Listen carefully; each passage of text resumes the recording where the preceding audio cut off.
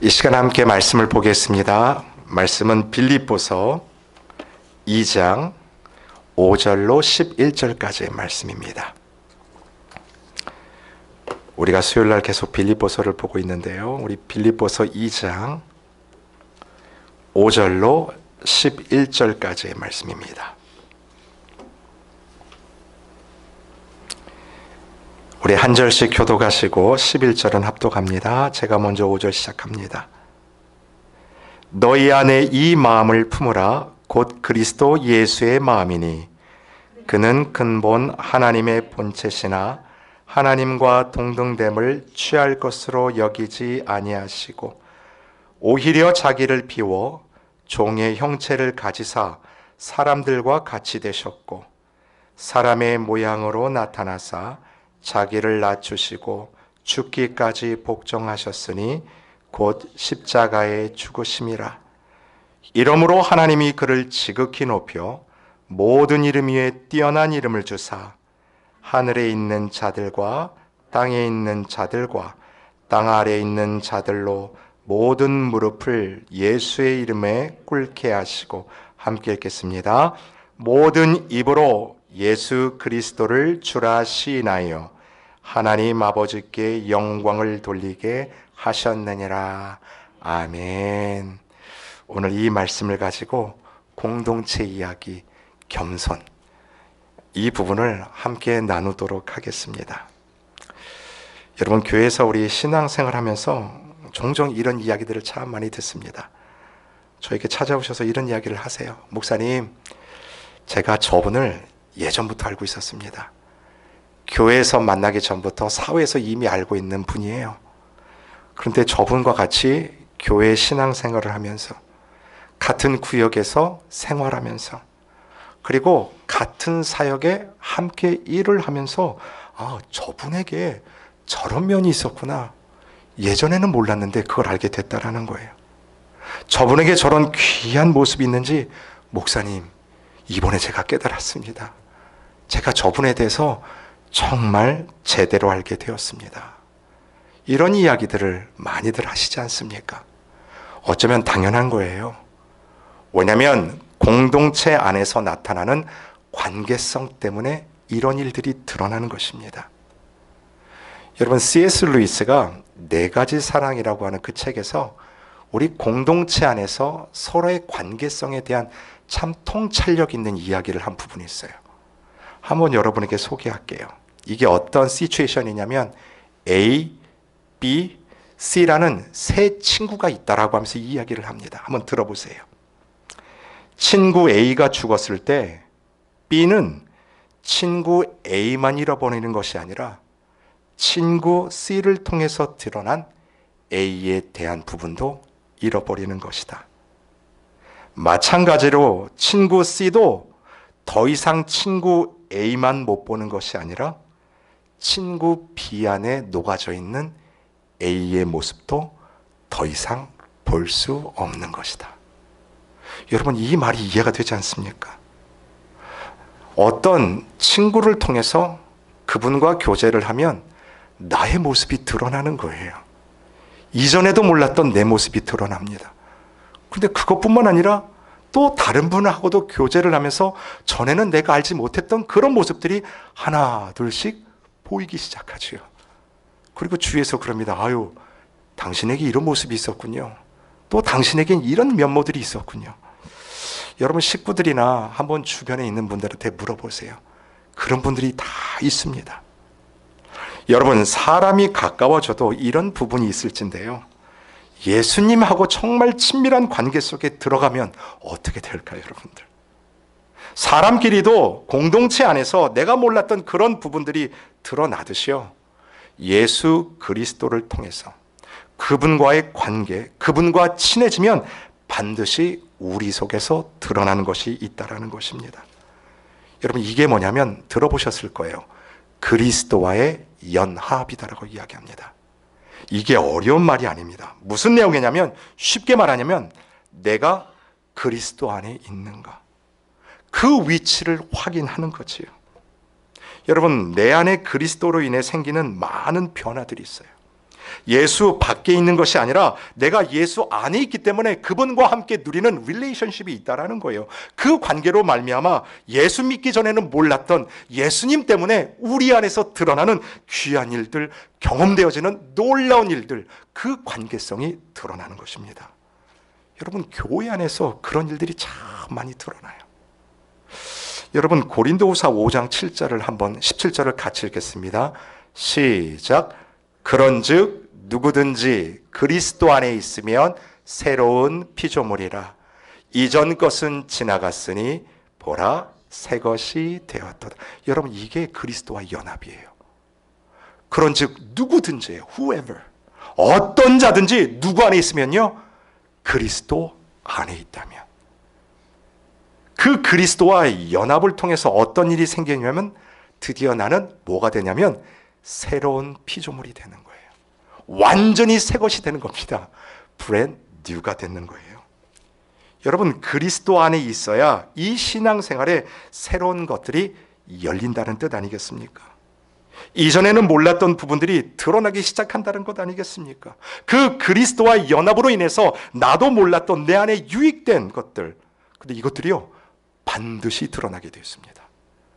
드러날지 아닐지 모르는 그런 일들이 아니라는 거예요. 우리가 많은 성도님들이 계시지 않습니까? 이 안에서도 예수 그리스도 안에 있기 때문에 권사님을 통해서 누가 드러나냐면 예수가 드러나는 거고, 장로님들을 통해서도 예수가 드러나는 거고, 심지어 목회자를 통해서도 이 안에 있는 그리스도와의 연합들이 드러나게 돼 있다는 거예요. 여러분, 그러면 그 그리스도의 연합을 통해서 우리 모두에게 공통점으로 드러나는 게 뭘까요? 실은 지난 시간에 우리가 이것을 바로 나누었습니다. 뭐라고 나누었냐면 다툼으로 하지도 말고 허영으로도 하지도 말고 무엇으로 하자고 말씀드렸죠? 자, 그러면 우리 성경책을 한번 찾아봅시다. 빌립보서 2장 3절, 우리 지난주 본문이었는데 3절 한번 다 같이 읽어볼까요? 찾으셨죠? 같이 읽습니다. 시작. 아무 일에든지 다툼이나 허영으로 하지 말고 오직 겸손한 마음으로 각각 자기보다 남을 낮게 여기고. 자, 무엇이 드러나냐면 다른 게 아니에요. 겸손이 드러난다는 것이죠. 왜냐하면 예수님 그분 자체가 겸손이기 때문에 그렇습니다. 그래서 사도 바울이 오늘 본문에서 그렇다면 도대체 그 겸손이 무엇인가? 그 예수님의 겸손은 무엇이고 그 겸손이 왜 우리 공동체 안에 필요한가를 오늘 본문을 통해서 피력해 나가고 있다는 것입니다. 여러분, 예수님의 겸손이 오늘 5절과 6절에 그대로 드러나 있습니다. 제가 5절을 읽어드릴게요. 너희 안에 이 마음을 품으라. 곧 그리스도 예수의 마음이니. 어떤 마음이에요? 겸손의 마음이라는 거예요. 자, 6절을 같이 읽습니다. 그 겸손이 어떤 건지 나와요. 시작. 그는 근본 하나님의 본체시나 하나님과 동등됨을 취할 것으로 여기지 아니하시고. 여러분, 6절은 겸손에 대해서 너무나 중요한 이야기를 하고 있습니다. 정말 이 6절을 통해서 무엇이 겸손인지를 한번 본질적으로 생각해 봐야 돼요. 여러분, 우리들이 일반적으로 생각하는 겸손은 저는 못합니다. 나는 한없이 부족한 자입니다. 그것을 겸손이라고 이야기할 수 있지만 여러분, 아닙니다. 오늘 6절에서 이 겸손이 무엇인지를 정확히 얘기해요.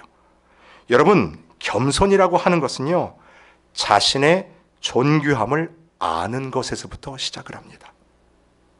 내가 얼마나 존귀한 자인가 그것을 아는 것에서부터 출발하는 게 바로 겸손이라는 거예요. 여러분, 예수님이 누구세요?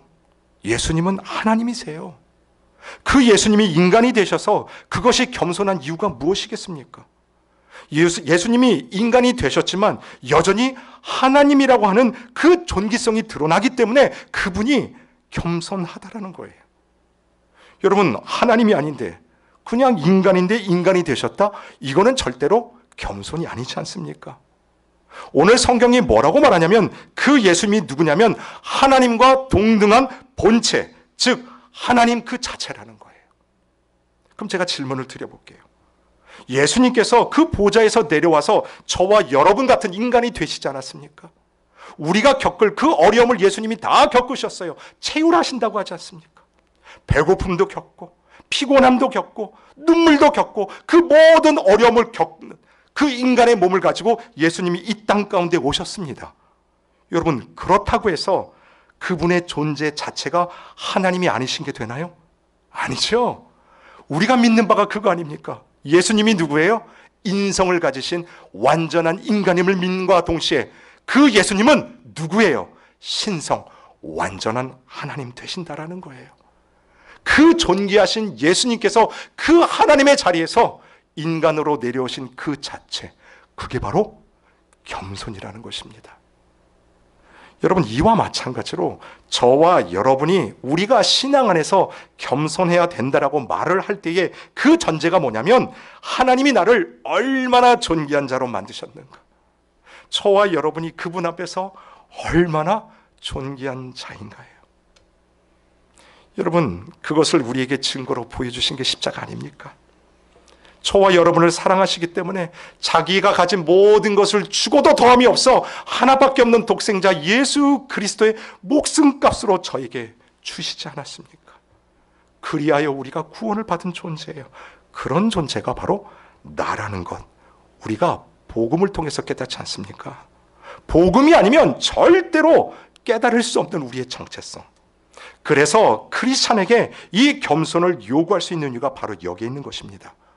저와 여러분은 이미 in Jesus, 그 예수님 안에서 존귀한 자가 되었다라는 거예요. 저와 여러분이 존귀한 자임을 믿으십니까? 아멘. 그런데 이 존귀함이라고 하는 것은 참 희한해요. 내가 그것을 취하려고 하면 절대로 취할 수가 없지요.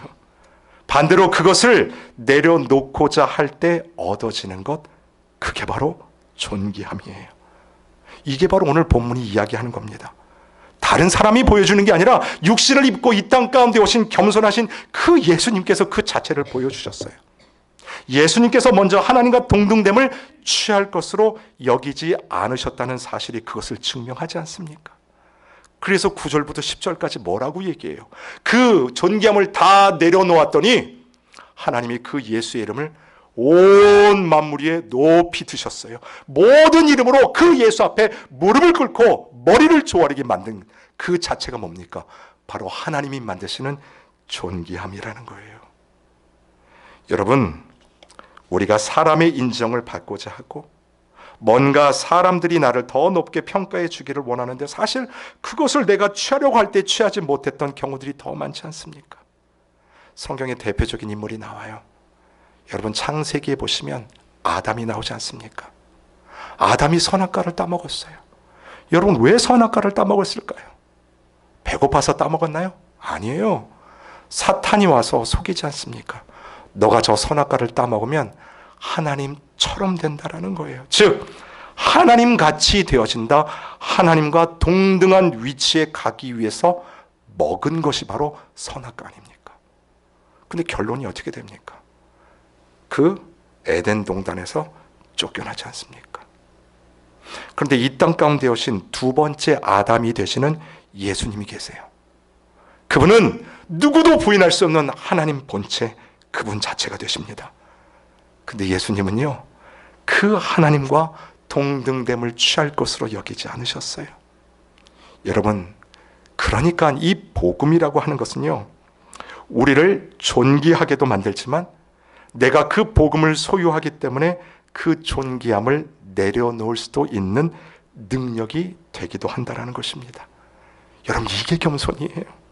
당연히 여러분이 취할 수 있고요, 여러분이 누릴 수 있고 여러분이 행할 수 있어요. 그럼에도 불구하고 내가 그리스도 안에 있는 너무나도 존귀한 이 흔들리지 않는 정체성 때문에 내 것들을 내려놓을 수 있는 자유. 여러분, 아직도 놓고 있지 못하는 것들이 여러분 삶 속에 혹시 발견되지 않습니까? 오늘 이 말씀을 통해서 내가 절대로 포기하지 않고 있는 것들이 무엇인지를 한번 발견해 보셔야 됩니다. 내가 이거 놓으면 지는 것 같고 내가 이거 놓으면 죽는 것 같다고 생각하는 우리의 자존심까지도 실은 복음 앞에서 내려놓을 수 있는 것들, 그 능력을 예수 그리스도가 저와 여러분에게 이미 허락하셨다라는 거예요. 사랑하는 성도 여러분, 오늘도 이 겸손함으로 주님 앞에 서시는 여러분 되시기를 주님의 이름으로 축원을 드립니다. 여러분, 또한 이 본문이 말하는 예수님의 겸손의 모습이 있습니다. 7절을 한번 보시죠. 어떤 모습인지 같이 읽으면서 발견해 볼까요? 7절 같이 읽습니다. 시작. 오히려 자기를 비워 종의 형체를 가지사 사람들과 같이 되셨고. 자, 여기서 여러분들이 보셔야 될 것은 자기를 비웠다라는 거예요. 영어 성경에 보니까 이렇게 돼 있어요. I am nothing이에요. I am nobody. 나는 아무것도 아니다. 이게 지금 누가 하고 계시는 고백이에요? 예수님의 고백이라는 거예요. 여러분, 이게 가능한 일인가요, 여러분? 예수님이 누구냐면 만주의 주인 되세요. 모든 만물의 창조 으뜸이 되시는 분입니다. 지은 것 하나도 그가 없이는 된 것이 없는 존귀와 영광이 무궁한 분, 그분이 주님 아닙니까? 아니, 이 세상에 어떤 것이요 예수님보다 객관적으로 나은 존재가 어디 있겠습니까? 자, 그런 의미에서 우리는요, 내 실력과 내 능력으로 주의를 누리려고 하지 않습니까? 그것으로 자랑하고 인정받으려고 하지 않습니까? I am nothing, I am nobody가 아니에요. 무엇을 외치냐면 I am something. 더 나아가 I am special. 그거 안 알아주면 어때요? 너무 힘들지 않습니까? 그런데 우리 만주의 주인 되신 예수님의 겸손, I am nothing, nothing. 그러면 생각해 봐야죠. 도대체 이 의미가 뭘까? 왜 이런 고백을 하시고, 왜 이런 삶을 사시고, 왜 이런 삶을 오늘도 공동체 가운데 허락하시고 권면을 하시는 것일까? 여러분, 예수님께서 I am nothing이라고 하시는 이유는 하나밖에 없어요. 이건 한번 따라해 볼까요? 이것이 예수님의 사명입니다. 무엇이에요? 예수님의 사명이라는 거예요. 예수님이 이 땅 가운데 오시는 이유, 목적, 사명이 뭐냐면 자기 몸을 내어 받을 수 없는 이 죄인을 구속해내는 것이에요. 그것을 위해서 예수님이 뭐라고 말하세요? I am nothing이에요. I am nobody. 심지어 십자가 위에서 고백하십니다. 내 원대로 마시고 하나님 아버지의 원대로 되기를 원합니다. 이게 바로 I am nothing이라는 거예요. 여러분, 그래서 이렇게 권면을 드립니다. 여러분에게 사명이 있으면요, 낮아지는 게 두렵지가 않아요. 나에게 이 예수님 복음이 주시는 정말 이 정체성 가운데 주시는 사명이 있다면 낮아지는 것이 부끄럽지가 않습니다. 여러분 개인에게 또는 우리에게 주어진, 우리 교회에게 주어진 이 공동체적인 이 사명을 반드시 붙잡을 때 어떤 순간에도 어떤 환경에서도 I am special이 아니에요. I am nothing입니다 하는 그 겸손의 고백으로 나아갈 수 있다는 거죠. 저는 분명히 믿습니다. 우리 함께하는 교회를 통해 하나님이 정말 이 일들을 오늘도 해가시고 계시고 이것을 통해서 하나님의 영광을 올리게 되는 그런 교회가 될지를 주님의 이름으로 축원을 드립니다. 여러분, 그래서요, 우리가 이미 읽었던 빌립보서 1장 20절의 말씀이 이해가 됩니다. 우리 빌립보서 1장 20절 한번 보실까요? 저도 오늘 말씀을 묵상하면서 다시 한번 앞으로 돌아가면서 말씀들을 쭉 묵상하는데 빌립보서 1장 20절을 한번 여러분과 다시 한번 나누고 싶더라고요. 1장 20절 다시 한번 읽겠습니다. 시작. 나의 간절한 기대와 소망을 따라 아무 일에든지 부끄러워하지 아니하고 지금도 전과 같이 온전히 담대하여 살든지 죽든지 내 몸에서 그리스도가 존귀하게 되게 하려 하나니. 아멘. 잘 보세요, 여러분. 살든지 죽든지 내 몸에서 누가 존귀케 되는 거예요? 그리스도가 존귀케 되는 것. 여러분, 이것이 겸손이에요. 그런데 그 앞구절을 잘 보셔야 돼요. 나의 간절한 기대와 소망을 따라. 이 부분을 우리가 오해를 하면 안 돼요. 여러분, 나의 간절한 기대와 소망, 이게 내 아젠다와 내 계획을 이야기하는 게 아닙니다. 여러분, 여러분이 갖게 된 간절한 기대와 소망, 무엇을 통해서 갖는 기대, 소망이에요? 그렇죠. 복음을 통해서 갖는 기대라는 거예요. 복음 때문에 여러분의 삶에 그렇게 할 수 없는 삶에도 불구하고 내 삶에 기대가 생기는 거고, 복음 때문에 뒤로 물러나는 게 아니라 하나님을 바라보며 나갈 수 있는 소망이에요. 그 근거가 뭐예요? 바로 복음이라는 거예요. 근데 그 복음은 여러분을 그대로 두지 않냐고, 여러분에게 오늘도 어디로 가야 될지, 어떤 부분을 취해야 될지, 어떤 부분으로 주님 앞에 겸손으로 서야 될지, 이 사명을 확실하게 허락해 주신다라는 거예요. 그래서 여러분, 사명을 잃어버리거나 사명이 없으면 그냥 사명이 없는 걸로 우리는 끝나지 않습니다. 중요합니다. 사명이 없으면 그 목표가 무엇이 되냐면 나 자신이 되는 거예요. 하나님의 영광을 이야기를 하지만 그 사명을 잃어버리는 순간 우리의 목적은 누가 돼요? 바로 내가 되는 거예요. 그래서 I am nothing이 아니라 I am something이에요. 그래서 예수님께서 말씀하십니다. 나는 아무것도 아닙니다. 그 고백을 하기 때문에 예수 그리스도가 오늘 본문 8절에 이러한 삶을 사셨고, 저와 여러분도 이러한 삶으로 나갈 수 있다라고 이야기를 하시는 거예요. 자, 오늘 8절을 한번 같이 봅시다. 본문 2장 8절입니다. 찾으셨으면 같이 읽습니다. 시작. 사람의 모양으로 나타나사 자기를 낮추시고 죽기까지 복종하셨으니 곧 십자가에 죽으심이라. 여기서 우리가 봐야 될 단어가 있다면 복종이라는 단어예요. 여러분, 나 자신이 목표가 되면 내 의는 절대로 죽지 않습니다. 살든지 죽든지 내 몸에서 그리스도가 존귀케 되는 게 아니라 어떤 방법과 수단을 써서라도 나를 드러내게 돼 있어요. 여러분, 우리가 세상을 바꾸려고 얼마나 많은 애를 썼습니까? 힘과 권력을 대동해서 때로는 숫자를 가지고 세상을 바꾸려고 했지만 그런 방법으로 바뀌어지던가요? 하다못해 여러분의 배우자들을 좀 바꿔보려고 여러분 노력 안 하셨습니까? 여러분 말 안 듣는 그 자녀들 바꾸기 위해서 얼마나 애쓰고 여러분 가진 방법 다 써봤잖아요. 근데 여러분이 원하던 대로 바뀌어지던가요? 세대 차이가 느껴진다라는 시부모님은요, 여러분의 며느리들은요, 여러분들이 원하는 대로 바뀌어야지 않습니다. 잘 보세요. 그런데 예수님은요, 힘과 권력 그런 것들로 세상을 바꾸신 게 아니라 당신 자신이 죽기까지 복종, 아니 죽는 십자가를 통해요, 이 세상을 완전히 바꾸셨고, 그리고 오늘 여기에 앉아있는 그렇게도 변할 것 같지 않는 저와 여러분을 복음으로 하나님의 은혜로 바꿔내셨다는 사실이에요. 여러분, 영국 국회의사당 옆에 가면 유명한 웨스터민스터 사원이 있어요. 거기 가면 무덤이 많이 있어요. 정계에 유명한 사람들, 재계에 유명한 사람들, 종교 지도자들, 많은 사람들의 무덤이 있어요. 근데 그 중에 보시면 이름이 없고 그냥 무명의 묘비들도 있습니다. 그 중에 그 이름 없는 묘비에 써 있는 글귀가 있어요. 한번 들어보세요. 내가 젊고 자유로워 상상력에 한계가 없었을 때 나는 세상을 변화시키겠다는 꿈을 꿨다. 그러나 좀 더 나아가고 나이가 들고 지혜를 얻었을 때 나는 세상이 변하지 않으리라는 것을 알았다.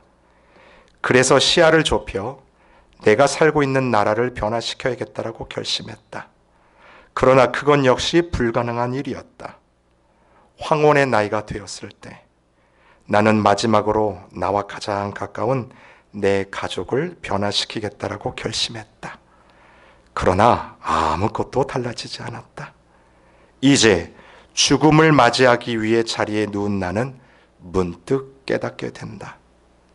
만약 내가 나 자신을 먼저 변화시켰더라면 그것을 보고 내 가족들이 변했을 것을, 또한 그것에 용기를 얻어 내 나라를 더 좋게 바꿀 수도 있었을 것을, 그리고 누가 하는가, 세상까지도 변했을지를. 여러분, 오늘 이 겸손의 말씀은 참 힘든 말씀 아닙니까? 참 이 말씀을 보면서 먼저 주님 앞에 무릎을 꿇게 되더라고요. 어떻게 이 예수님의 겸손이 나의 삶을 통해서 드러날 수 있을까? 내가 어떻게 이 길을 따라갈 수 있을까? 여러분, 이 말씀이 버겁지 않습니까? 저는 제 자신을 보면 참 버거워요. 정말 이 인격의 사이즈나 그게 너무나 작게 느껴지는 나를 보면서도 여러분 자신이 싫어진 적 없으셨습니까? 나의 고집과 나의 주장이 너무나 강해서 남을 나보다 낮게 여기지 못하는 이 이기적인 뿌리가 너무나 싫은 적 없으셨습니까? 그런데 오늘은요, 복음이 그런 죄인인 나를 가만두지 않더라고요. 오늘도 이런 나를 위해서 십자가에 달려 죽으신 그 예수님의 모습으로 저와 여러분을 초대하셨다라는 사실이에요. 그리고 표대를 향하여 오늘도 달려갈 길을 달려갔던 그 신앙의 선배들의 길을 저와 여러분에게 주셨어요. 거기에 무엇을 더하셨냐면 사명을 더하셨다라는 거예요. 먼저는 함께하는 교회의 사명으로 죽어가는 그 영혼들에게 생명을 살리는 복음의 사명을 허락하셨고, 오늘 여러분들이 어떠한 일을 감당하든지 여러분 그것은 먹고 살기 위해서 주신 일뿐만 아니라 그 속에서 하나님의 영광을 드러내는 하나님의 사명을 여러분 각자 개인에게 주셨다라는 거예요. 여러분의 가정도 마찬가지예요. 여러분의 사랑하는 남편과 자녀와 아내를 그리고 친척들을 위해서 기도하고 엎드릴 때 무엇을 주셨냐면 하나님의 마음, 사명을 허락하셨다라는 거예요. 그 사명이 있는 한 오늘 우리는 하나님이 허락하신 그 표대를 향하여 두벅두벅 한 걸음 한 걸음 걸어갈 것입니다. 무엇이 우리를 방해한다 해도요, 정말 이 복음을 들고 복음이 아닌 것은 타협하지 않는 하나님의 백성의 거듭다운 그 일을 저와 여러분을 통해서 이루시기를 원했다라는 거지요. 사랑하는 성도 여러분, 오늘도 이 정말 귀한 복음을 가지고 날 구원한 그리하여 존귀한 자라는 것을 믿으시고 여러분 삶 가운데 담대함으로 당당함으로 겸손함으로 주님 앞에 나아가는 여러분 되시기를 주님의 이름으로 축원합니다. 아멘.